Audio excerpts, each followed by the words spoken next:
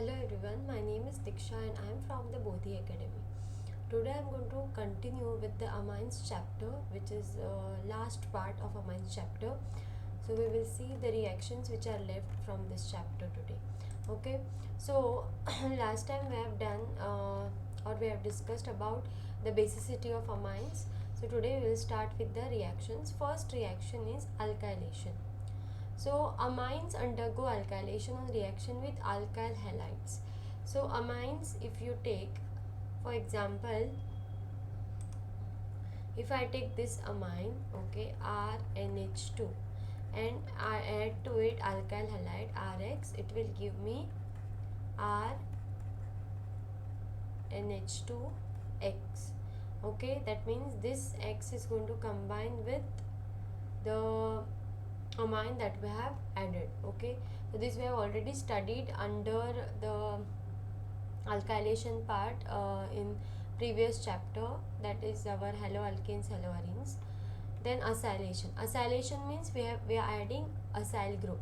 So aliphatic and aromatic amines and secondary amines react with acid chlorides, anhydrides and esters by nucleophilic substitution reaction. Now here when we add acyl group, for example here we take ethanamine. Ethanamine means C2H5NH2, okay, which is a primary amine. Basically primary amine when treated with acyl group CH3 C double bond O Cl. Okay, what happens here? The lone pair from the nitrogen attacks on the carbonyl carbon on acyl group, and similarly at the same time double bond shifts over the oxygen next to it. So in presence of base this reaction takes place, in which we get the intermediate, and then from that intermediate we get amide as a product. So what happens here? C2H5 then N, and this H combines with Cl, so it forms HCl, and C double bond O CH3, so N-ethyl ethanamide. Similarly if you take secondary amine treated with acyl chloride, it gives us N and diethyl ethanamide. Here we get secondary amide, and in first case we get primary amide. Primary amide from primary amine, then secondary amide from secondary amine. Then next we get when we take benzenamine is basically aniline treated with ethanoic anhydride, we get N-phenyl ethanamide or acetanilide.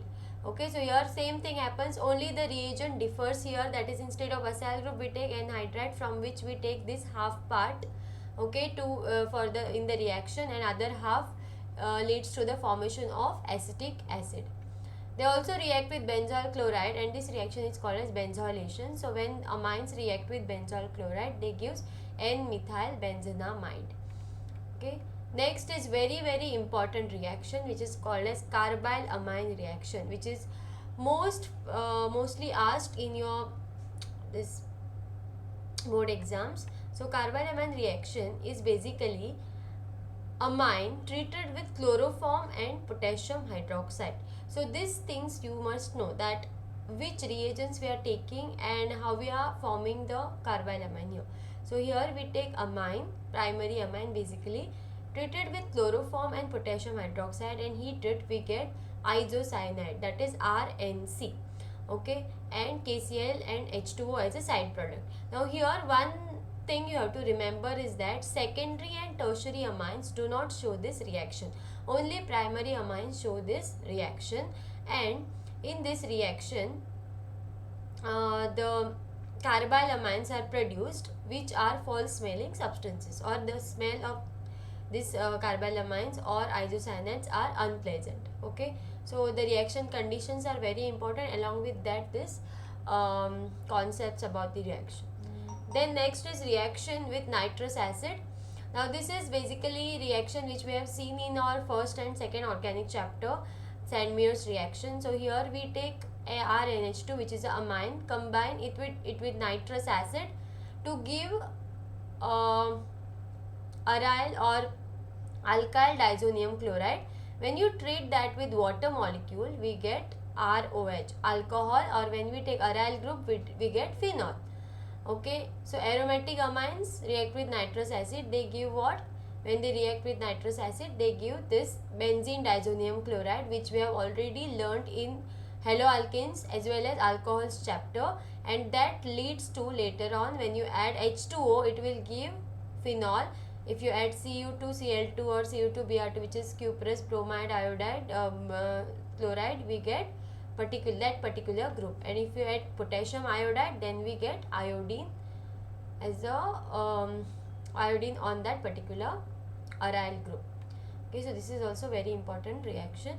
Then reaction with aryl sulfonyl chloride. So here one of the important reaction in which it is known as, the reagent is known as Hinsberg's reagent.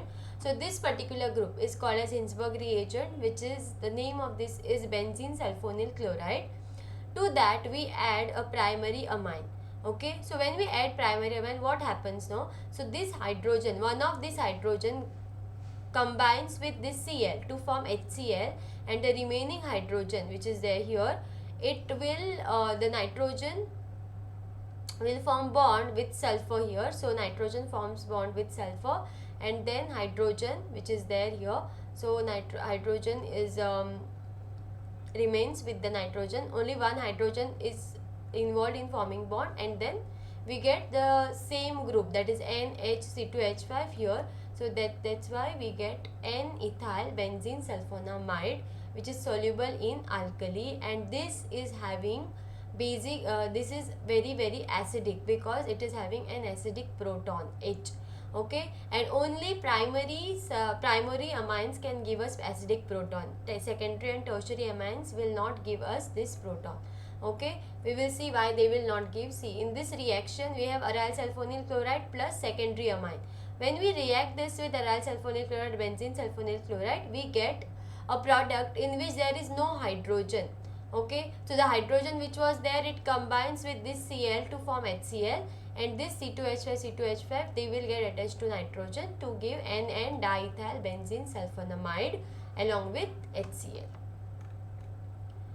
Okay, and tertiary amines, they do not react only with benzene sulfonyl chloride. Okay, then next is electrophilic substitution, which we have seen in all organic chapters. So here first is bromination, in which we are adding bromine water. So bromine water, when we add to aniline, we get 3 bromine attached to the aniline or benzene ring along with 3 HBr formation. So this is called as 2,4,6 tribromoaniline. Then if I want bromine at a particular group, or I don't want all the bromine, only one bromine I want attached to the ring, then there is other way that we can carry out to produce this product. That is, we can take aniline and react it with acetic anhydride, okay, along with pyridine as a base. Then we get N-phenyl ethanamide, that is acetoanilide, as the intermediate here. When we further react that with bromine along with acetic acid, we get major product. Okay, major product, as meaning bromine will get attached to the ortho position, and then when we treat it with H2O, that means we get OH minus or H plus ion, we get bromine along with NH2, that is 4-bromoaniline, which is a major product over here. Okay, so only one bromine will get attached here at para position. Then in nitration means we add nitro group. So direct nitration of aniline yields terioxidation products in addition to nitro derivatives. So here we get, we get a mixture of 3 products, that is ortho, para and meta. So when we take aniline treat it with acid, that is HNO3, nitric acid, sulfuric acid and 288 Kelvin temperature, we get para-nitroaniline, ortho-nitroaniline and meta-nitroaniline as a product, and the composition of para-nitroaniline is the highest, that is 51%. Okay, so however, by protecting the NH2 group by acylation which with acetic anhydride, nitration can be controlled. That is, same way how we have controlled halogenation reaction, same way we can control nitration reaction by taking anhydride. So when we take anhydride, we get this acetoanilide, that is NHCOCH3. Then when we react further with nitric acid, sulfuric acid and 288 Kelvin temperature, we get para-nitroacetoanilate. Para-nitro means nitro group is at para position and acetoanilate. And when it further treat with, when we carry out the hydrolysis or when further treat with H2O, that is we get nitro group and NH2 group. So we get para-nitroaniline. Okay, so this is about nitration. Next is sulfonation. Sulfonation means we add sulfonic group. So in this, aniline will react with concentrated sulfuric acid to form first anilinium hydrogen sulfate. Okay, so here HSO4 minus combines here to form anilinium hydrogen sulfate, and then we heat this further at 453 to 473 Kelvin temperature to give para-aminobenzene. Okay, so this is para-aminobenzene sulfonic acid, which can be also treated as a Zwitter ion. Zwitter ion means when we have acidic and basic both the ions in the same compound, that is we have here NH3 plus and SO3 minus. So this will make this Zwitter ion. It does not undergo Friedel-Crafts reaction because there is a salt formation with aluminium chloride, the Lewis acid, which is used as a catalyst. So nitrogen of aniline requires a positive charge and hence it acts as a reactivating group.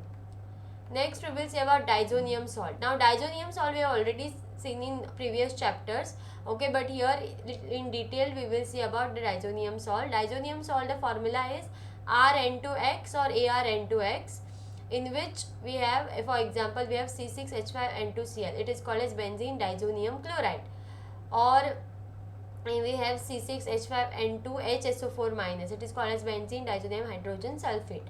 So this is the resonance structure of benzene,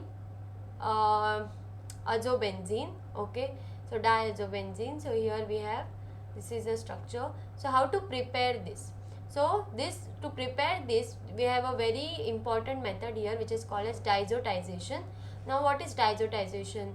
Where we take aniline reacted with nitrous acid, that is by combination of sodium nitrate and HCl at 273 to 278 Kelvin, we get benzene diazonium chloride along with sodium chloride and water.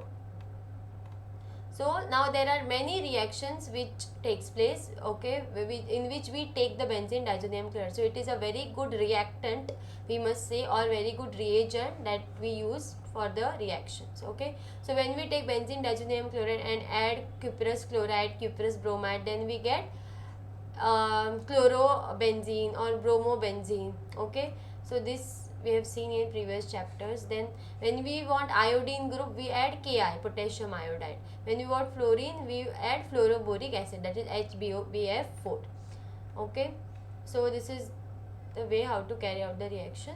Then if you want OH group attached to or aromatic group, then we add H2O. Water when added to this benzene diazonium chloride will give us phenol. Okay, this is the example.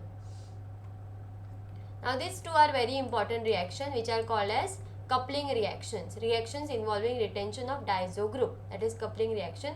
In coupling reaction, we take benzene diazonium chloride. For in first case, we will treat it with a phenol. Okay, it is shown in this way. Okay, now you will know why it is shown in this way. See, when we treat benzene diazonium chloride with phenol, what happens? Here, this Cl will eliminate from this nitrogen bond, and Cl will be eliminated, and this benzene ring will go and attach to the nitrogen. So we get this product, that is two benzene rings, and in between we have this 2N. Okay, nitrogen, and in between we have double bond. Okay, this bond will break. So and right side, which is OH group, is there, that will remain the same, and the H which is there over here and the OH which we are taking to carry out the reaction, they will combine to form water molecule.